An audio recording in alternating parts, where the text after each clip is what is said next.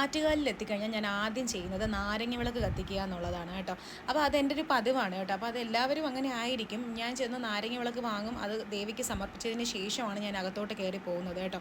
അപ്പോൾ അതുകൊണ്ട് തന്നെ നാരങ്ങ വിളക്കൊക്കെ കത്തിച്ചതിന് ശേഷം ഞങ്ങൾ ദേവിയെ തൊഴുതതിന് ശേഷം നമ്മുടെ ഒരു ആചാരം പോലെ തൊട്ടടുത്തൊരു ഇന്ത്യൻ കോഫി ഹൗസ് ഉണ്ട്, അവിടെ കയറി ഫുഡ് അടിക്കാൻ വേണ്ടി ഞങ്ങൾ എല്ലാവരും കൂടെ കയറി. ഞാനും അമ്മയും ഏട്ടൻ്റെ അമ്മയും അച്ഛനും അതുപോലെ തന്നെ ഏട്ടനും ഒക്കെ ഉണ്ടായിരുന്നു. കുഞ്ഞുങ്ങളില്ലായിരുന്നു, അവരെ സ്കൂളിൽ പറഞ്ഞ് വിട്ടതിന് ശേഷമാണ് നമ്മൾ ക്ഷേത്രത്തിലോട്ട് വന്നത്.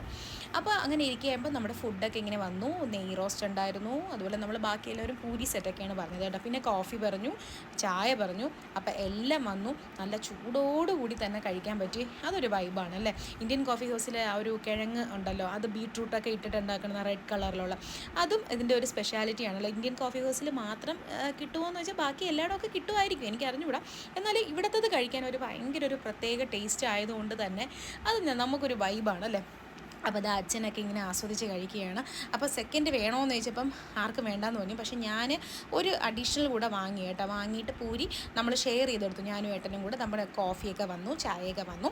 അപ്പോൾ ദേവിയെ നമുക്ക് നന്നായിട്ട് തൊഴാനൊക്കെ പറ്റി കേട്ടോ. ദേവിയെ നന്നായിട്ട് തൊഴാൻ പറ്റി. ഇപ്പോൾ ഉത്സവമൊക്കെ തുടങ്ങാൻ പോവുകയാണ്.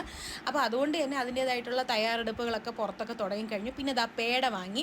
അപ്പോൾ അത് കഴിഞ്ഞ് പേട എന്നുള്ളത് അത് നമ്മളവിടെ ഇരിക്കുമ്പോൾ തന്നെ വാങ്ങേണ്ട ഒരു വൈബാണല്ലോ. അപ്പോൾ അതുകൊണ്ട് പേടയും കൂടെ വാങ്ങിയിട്ടാണ് ഞാൻ ഇറങ്ങിയത്. പിന്നെ ഞങ്ങളിതാ യാത്ര തിരിച്ചു. ഇത് അച്ഛൻ്റെ ഒരു വീഡിയോ ഒക്കെ എടുത്തു. അച്ഛനും അമ്മയും ഇനി അങ്ങ് പോവും, ഞങ്ങൾ ഞങ്ങളുടെ വീട്ടിൽ പോവും.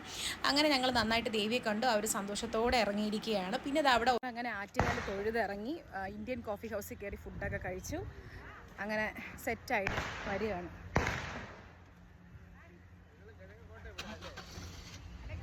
മാർച്ചിലാണ് ആറ്റുകാൽ പൊങ്കാല. അപ്പോൾ അതുകൊണ്ട് തന്നെ അതിൻ്റെ തയ്യാറെടുപ്പുകളും ഇവിടെ തുടങ്ങിയിട്ടുണ്ട്. നിങ്ങൾക്ക് കാണുമ്പോൾ തന്നെ മനസ്സിലാകും, തടി അതുപോലെ എല്ലാം കൊണ്ടൊക്കെ ഇട്ടിട്ടുണ്ട്. കാരണം അതുപോലെ ഒരു മണ്ഡപത്തിൻ്റെ എന്തോ പണിയും നടക്കുന്നുണ്ടെന്ന് തോന്നുന്നു. അവിടെ ഒരുപാട് പണിക്കാരൊക്കെ നിൽക്കുന്നത് കണ്ടു. ഇതാ കണ്ടോ, ഇതെല്ലാം കെട്ടി ഇനിയിപ്പോൾ ഒരു 2 ആഴ്ചയൊക്കെ ആകുമ്പോൾ എല്ലാം ഒന്ന് സെറ്റാവും.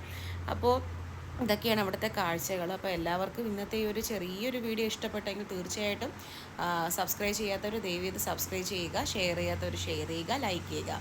നിങ്ങളുടെ ഒരു സപ്പോർട്ട് തന്നെയാണ് എൻ്റെ ഈ ചാനൽ മുന്നോട്ട് പോകുന്നത്. അപ്പോൾ എല്ലാവർക്കും നല്ലത് വരട്ടെ എന്ന് പ്രാർത്ഥിച്ചുകൊണ്ട് ഞാൻ ഈ ഒരു ഇന്നത്തെ വീഡിയോ വൈൻഡപ്പ് ചെയ്യുന്നു. ബൈ.